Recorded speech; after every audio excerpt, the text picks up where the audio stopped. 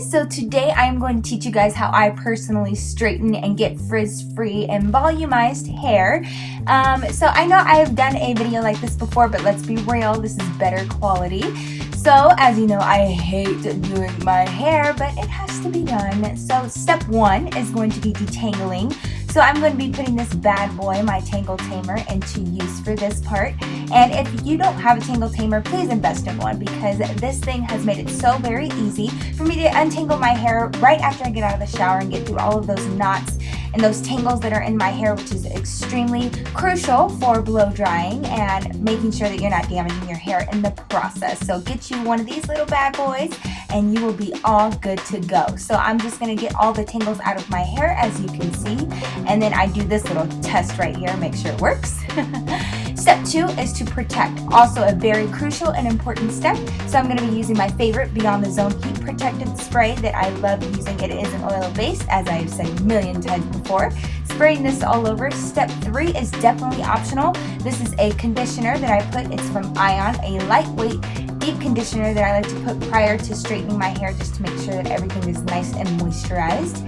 Then I'm going to put my hair half up and half down, and I section it this way so that I am able to get to each and every part of my hair and dry it evenly. So the lower part of my hair, like everyone else's, dries at a slower rate. So I like paying special attention and making sure that all of this is brushed out so that I am able to spend my entire life below drying.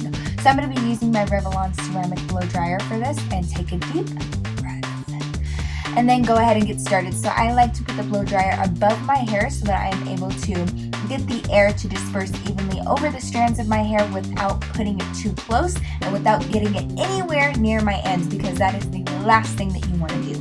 Avoid your ends, girl, because the blow dryers, more than anything, well, actually flat irons are worse, but blow dryers can definitely dry out the ends of your hair and make your hair look really fried if you do it too much, and definitely damage your hair. So this is the way that I like to avoid doing that. So have fun watching me blow dry my hair.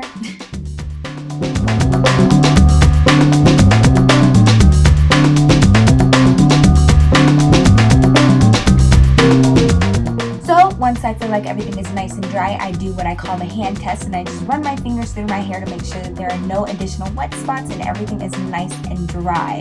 Now I'm going to go into the top portion and pull out two different sections on the sides of my crown area, pull that down, and I'm going to start blow drying this part as I did the bottom portion.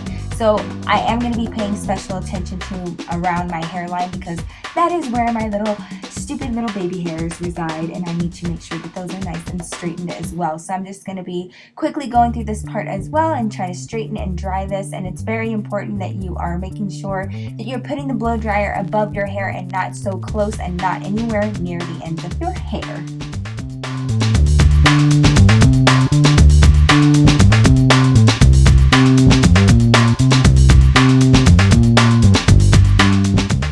Now for the most important and crucial part is my crown area. So I'm just going to release this, and ooh, did you see that cool little toss? Yeah, I did that just for y'all. So I'm just going to go ahead and blow dry this by taking my roots and pulling them directly upwards so that I'm able to get some volume blow dried into my hair. So I'm just going to blow dry this outward and upward, outward and upward, and then I flip it to the other side. And the reason why I do this is because when you blow dry your hair in both directions, you are going to be able to achieve the maximum amount of volume either way you put your hair. Whether you part it down the middle, whether you part it on the left or the right, you're going to have volume. So the way that you blow dry your hair is going to determine the way that your hair comes out when it's totally dry. Lastly, I'm just going to put my blow dryer on the cool setting and just blast my hair with the cool air really quickly, and this is just going to make sure that my hair is nice and frizz-free and locks in that nice blow dry. Excuse this mess. So now on to step 5, which is my curling sorcery. And so I'm going to be parting my hair half and half, as I did before, and then I'm going to be going in with my best friend, and I love this curling iron, especially for my lower half, which is my Hot Tools 2-inch curling iron, which you guys have seen before. Spraying my ends again with the heat protectant, because you never can have too much of that, and I'm going to go ahead and curl my hair. So this is going to be extremely simple. I start in the middle shaft of my hair, work my way down, and make sure that the curling iron is not on my ends for too long. Basically, just make sure that you're taking care of your ends throughout this entire process. The less heat that you have on your ends, obviously, the less amount of damage you're going to put on your hair. So I'm just going to continue to curl the bottom half of my hair very, very quickly. I wish I could do this in real life, just this quick. Going in with my big SUBCRIBE, I'm just going to be spraying the bottom portion of my hair to lock in those curls and make sure that they last. Again, I'm going to be taking 2 portions of the sides of my crown area and going through with the 2-inch curling iron on this portion as well. The reason why I do the 2-inch curling iron on this part is because I like to maintain my length and I don't want my length to be compromised. So this is the way it looks with the 2-inch curling iron before we go onto our crown. This is very, very important, so I'm going to be using the Conair 1.5-inch curling iron in my Ninja hair clips. Yes. Then I'm going to be taking a 1.5-inch section out of the back of my crown area, curling that back away from my face, and I'm just going to be clipping that into place. So what that's going to do is actually let it dry in that way, or not let it dry, let it cool off in that way, and so it's going to maintain all of that volume when I finally let the clips down.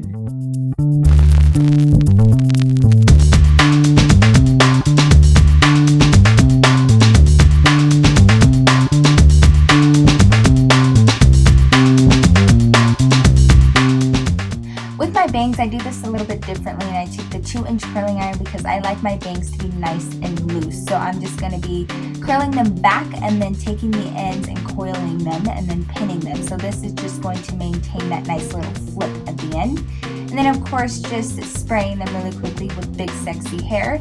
And this is what it looks like while I'm letting my curls cool. And fierce. After about 15 minutes of just letting your hair cool down, I am going to release the curls very gently and just one by one and making sure that none of them are being snagged or pulled. And then I'm just going to be combing them out with my fingers, shaking them out by the roots, and I'm going to be, of course, flipping my head upside down and spraying them with my big sexy hair. Now, do the supermodel, do the supermodel, do the supermodel, do the supermodel. I'm so weird. As usual, I enjoyed making this video for you guys. If you found it helpful, please don't forget to hit that like and subscribe button and make sure that you share it with all of your friends and family, as it would mean the world to me. I will see you in my next video. I love you guys so much, and remember, lovelies, stay beautiful.